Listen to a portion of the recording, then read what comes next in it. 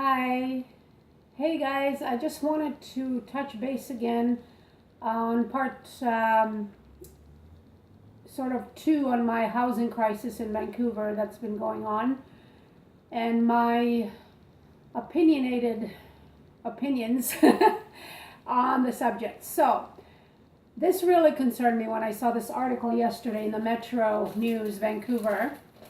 Emptiness all too common. So basically what this is talking about is the 6.1% of empty housing in Vancouver and the Greater Vancouver area. And I was talking about that in my previous video, and the lack of housing, and this was because I was talking about my friend Attila and him sleeping in his van, and the whole other community out there that are sleeping in their vehicles. And so this article is basically talking about the number one and number two problem areas in our region. Number one being Vancouver, number two being Surrey, for the most empty homes sitting in those areas. So basically, what is happening is foreign investors or people who are just interested in investing, making a profit, what they do is they will buy a condo or a house and they will leave it sitting there empty. So basically nobody's living in there for months, a year, 2 years, we don't know how long.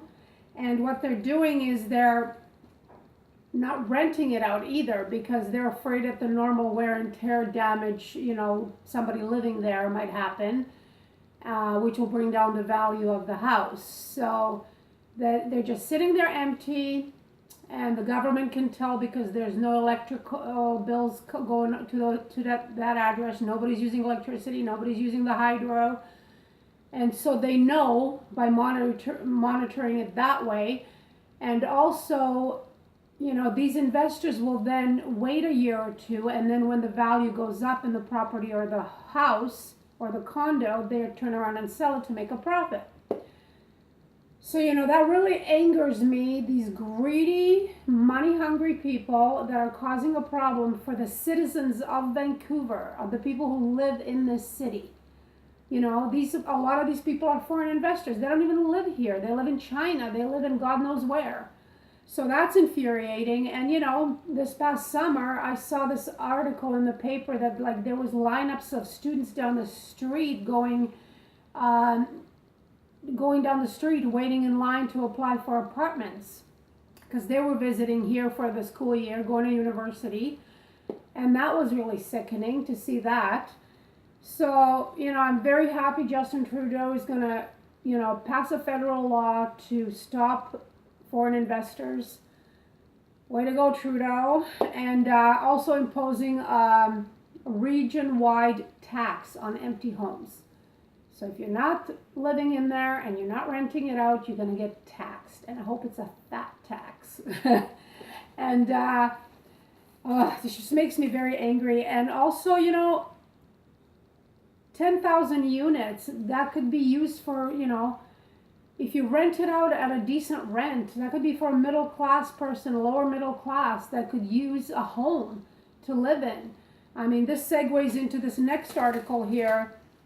Tent city protests about our tent community downtown on Hastings. There's 360 tents or something down there. Homeless people who've been living like this for months. They were being told to get out yesterday, and they were protesting. And they're saying that the shelters, we do have shelters, but the shelters are not dignified places to live. I mean, they're like, you're given a place on the floor with a mat, and you can just live there. There you go.